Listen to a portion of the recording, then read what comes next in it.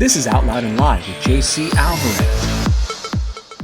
This episode, I catch up with my GalPal, actor, comedic writer, and overall fashion icon, Jenny Saldanya, to get an inside glimpse into her summer closet of 100 days of no repeat outfits, and also discuss her new book of practical insight for anyone who has dated in the digital age.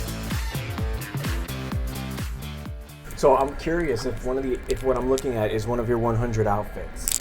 Yes. I just shot it today. I just shot it out here. Let me show you the video. I haven't posted it yet, but let me show you the video.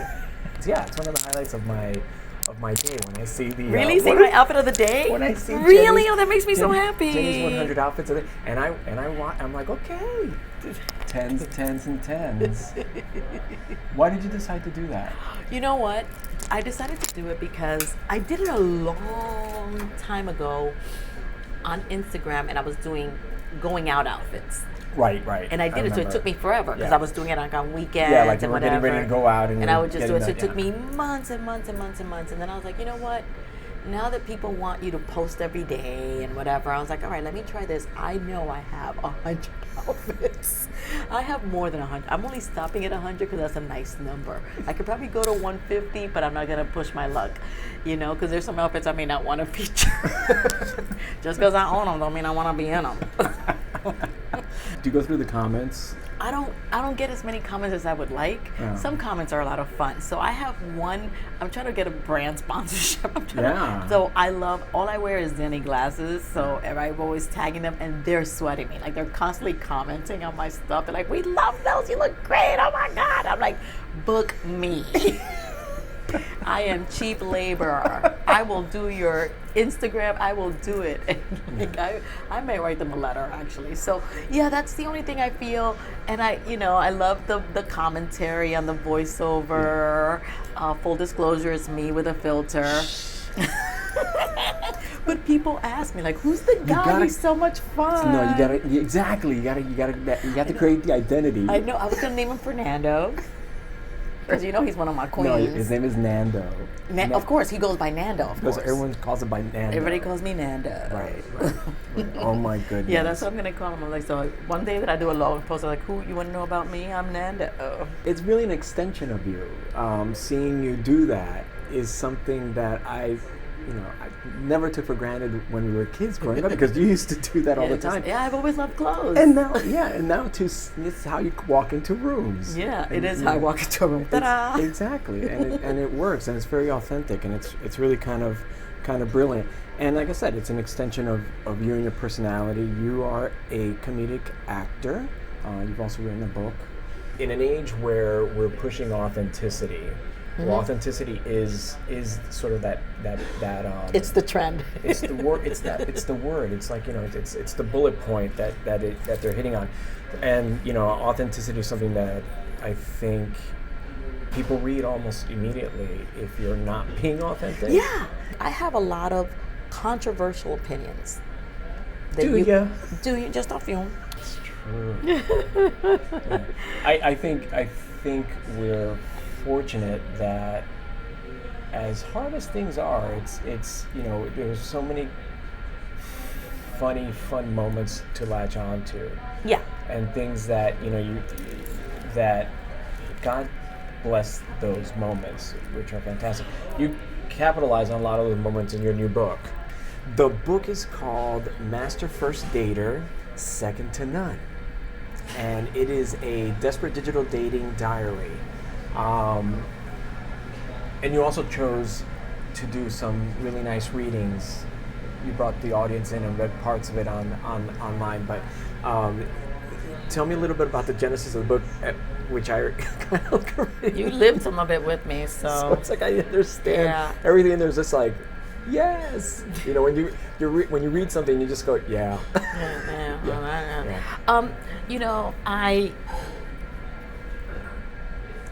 I came to terms with the fact that as a Latina... Okay, and we're back. I have come to terms with the fact that as a Latina, I experience a lot of pressure. There's a lot of social... I didn't realize that I that I was affected by the social pressures of being a Latina, of being what I like to say, old and barren and alone. You know, like everything about Latinaness revolves around marriage. Yeah. Everything. It's everything. an expectation. And it's an expectation. Yeah. Men are supposed to be out there spreading their seed, but a woman's supposed to marry you. Right. You know, and I never, in all my life, my mother has said, and I grew up in a very traditional Christian home, and my mother has always said, Carlos is my first and only boyfriend. So I grew up with Carlos is my first and only boyfriend. Carlos is my first and only boyfriend. And I felt that I had to have a first and only boyfriend. And so I remember telling my first boyfriend, if we have sex, consider us engaged. I said it to him. So we never had sex. But and he eventually found himself another boyfriend. He definitely, right away, actually. It was quite quickly. It was quite quick. Like snip, snap. It's not funny. It's a sad story, but it's but it's true. It's the truth. It's my truth. And I felt that and because of that desperation, because of that need to find my Carlos, to find my first and to be married, to be an adult, because a woman in our culture is not an adult unless she is married or has children, right? So you're not an adult. My sister is 7 years younger than me, but she has 5 kids. You think my mother called? No, she's busy. No, she's so busy. She's so busy. She has kids. And I apparently don't have a life. So my mom calls me for everything, right? So I'm saying all of that has led me down a very difficult path, dating journey. Because when you in your head think that you have to marry the person you date immediately, like I remember, and this is pitiful, but I remember one time I was with my cousins and they were going to go visit some other cousins that weren't related to me. And so I knew that they were boys my age, and I remember I was 16. And I remember praying, Lord, let one of them like me so we can be boyfriend and girlfriend and then get married. Like, I remember saying that. I remember, like, all the flirting I did, all the things, because I never dated in high school. I never had a boyfriend. But I was very flirty. I was very outgoing. Everybody thought I was sleeping with everybody. I was the biggest. I hadn't even made out with anybody, but it was because I desperately wanted you to like me. I wanted you to boys. I wanted them, and I would see these girls, and they had boyfriends, and I'm like, and I really believed that nobody was having sex. I believed that because everybody's acting like that, like, oh, I'm a virgin. So I really believed that. So come to find out, in my 10-year reunion, when I found out a bunch of people had abortions in high school and all that stuff, and I was like, oh my God, they talk so ill of me, like Jenny said that, and they're the ones, they were like that. So dating me was difficult because I wanted to get married.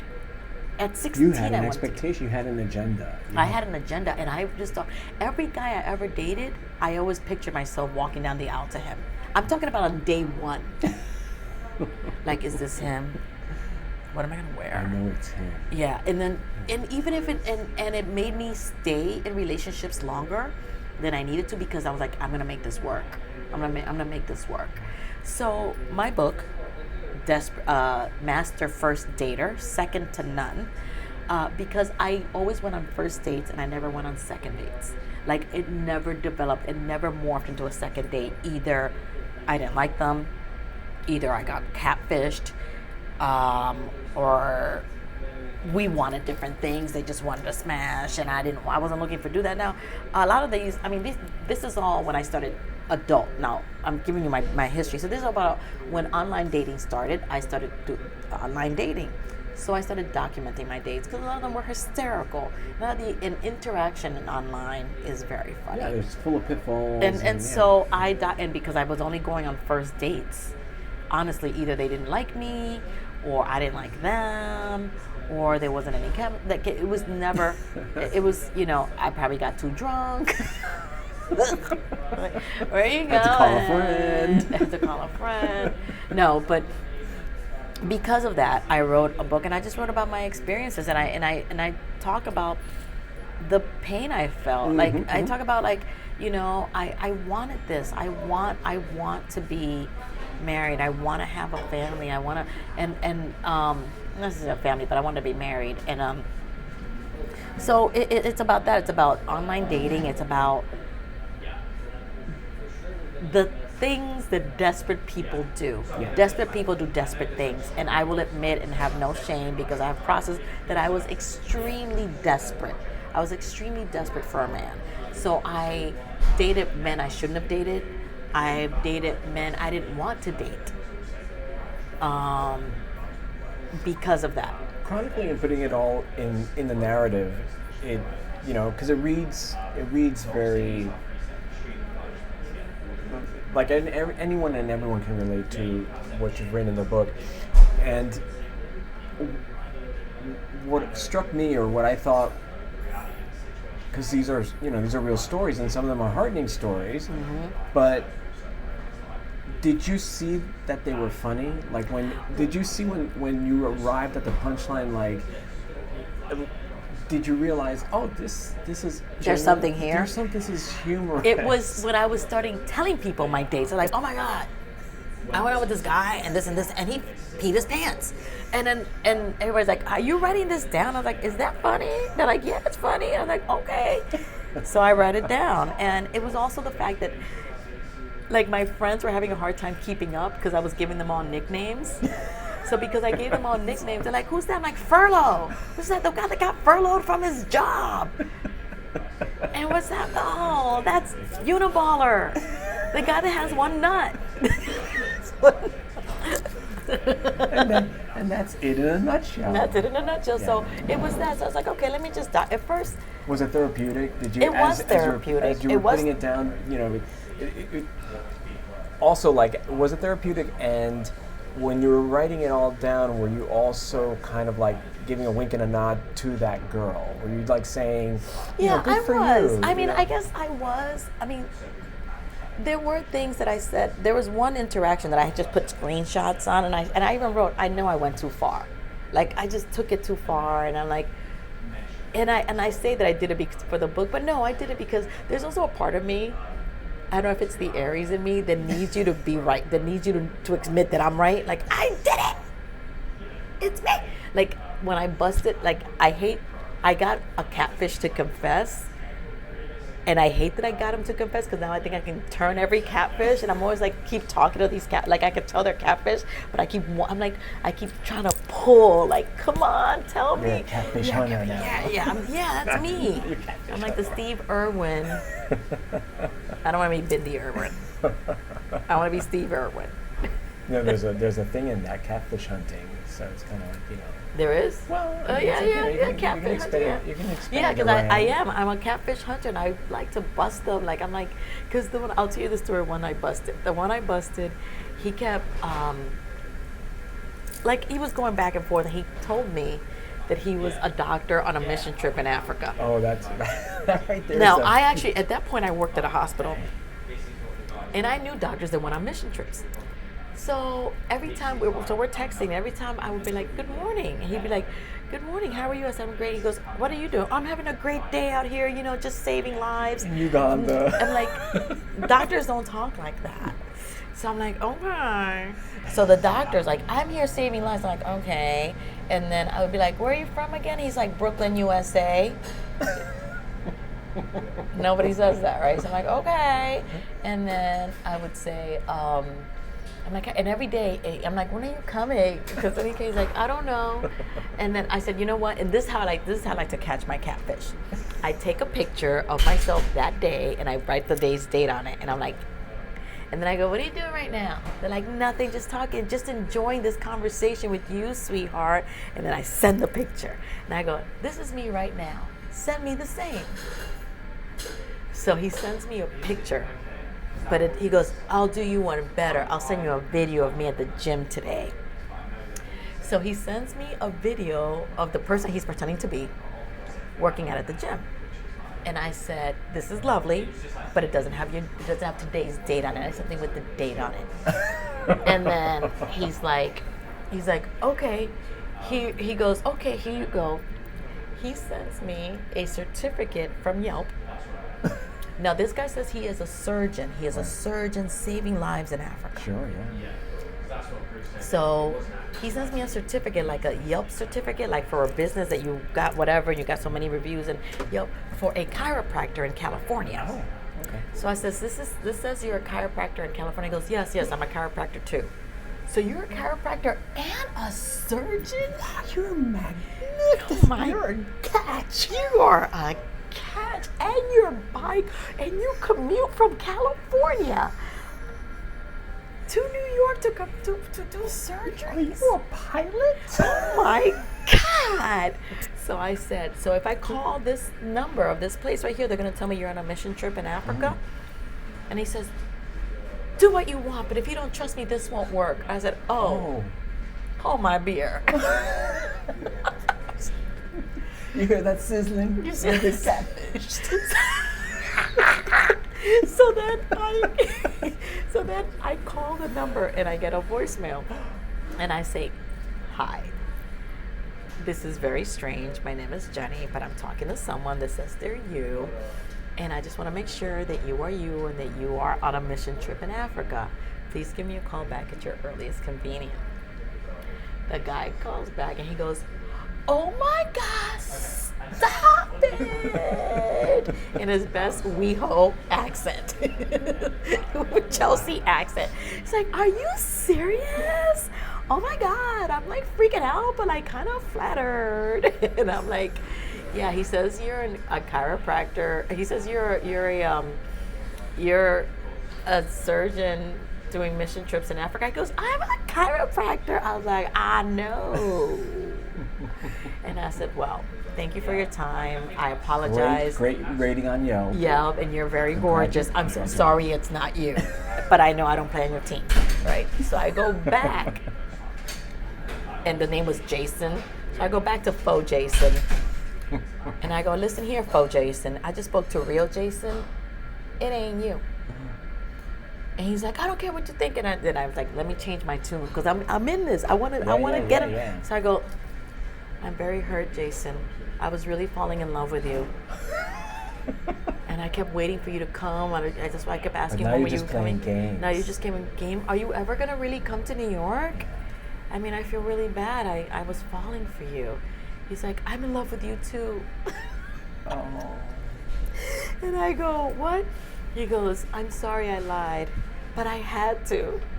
And I said, why did you have to lie? I'm so hurt. I love you. And he says, I had to lie because my dream is to marry a white woman. Oh. And I'm like, espérate. I'm like, I'm not white, papi. Oh. He's like, yes, you are. Now who's lying? I'm like, you look pretty white in your pictures. I'm like, not even. Not even. Oh, but guess God. what? I will be reporting you to OkCupid. Bye-bye. Bye-bye. And that was, but he confessed, so I was happy. And these and many stories are chronicled in Jenny's book. Yes, please check it out. Available on Amazon. And also, I really want people to check you out on social, and especially 100 Dresses, Not Repeating 100 Dresses. They can see that on your TikTok and on your Instagram. My Insta and my Facebook. So what are those handles? My Instagram is Little Brown Girl Show. My TikTok, I think, is The Little Brown Girl Show or Little Brown Girl Show. And she don't know. I don't know. I don't follow me. I don't be watching that. You know your own number? I know my own telephone number. Sometimes you be like, I don't know. I don't call me. Well, but we'll be constantly checking in and doing this again. So. And on my Facebook is my name, Jenny Saldanya, and follow me, comment on my dresses, see if you. I like to be cheeky with it, and I enjoy doing. It's a lot of work, believe it or not, to do this. It's building a brand. It's building a brand, and please, Zenny Optical, hire me. You heard it here first. Tag them. Tag them. Jenny loves you, Zenny Optical. And I'm just out here. Oh, and I have an update. Oh. Pew pew On the pew. doctor. On the doctor. I am currently off the market.